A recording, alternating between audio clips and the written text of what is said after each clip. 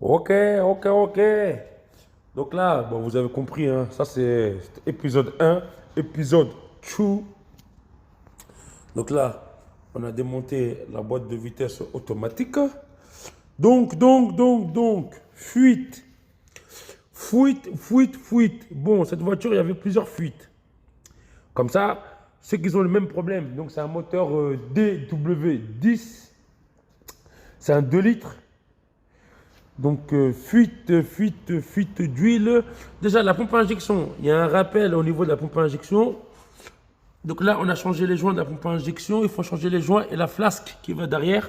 Ça, c'est fait, ça ne fuit plus. Par contre, ici, you have big problem. Donc, si vous avez déjà changé le joint SPI et que ça continue à fuir, si vous avez déjà changé le carter d'huile, enfin, le joint du carter d'huile, ça continue à fuir, il faut savoir que chez PSA, enfin Stellantis maintenant si vous préférez, ici là, entre les deux, vous avez un petit joint, enfin deux petits joints. Donc il faut démonter le carter d'huile, démonter le pré-carter, et ensuite il faut démonter le palier qui est là.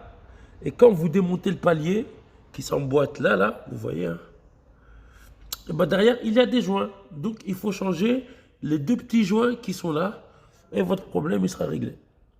Donc, c'est sans vous dire qu'on a démonté la boîte. Ça fait déjà 2 fois qu'on démonte la boîte parce qu'on pensait que c'était autre chose.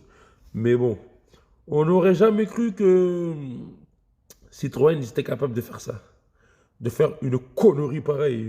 Donc, voilà. La fuite, c'est ici. Et pour faire ça, je vous conseille de sortir le moteur. Ça sera beaucoup plus simple. Et puis,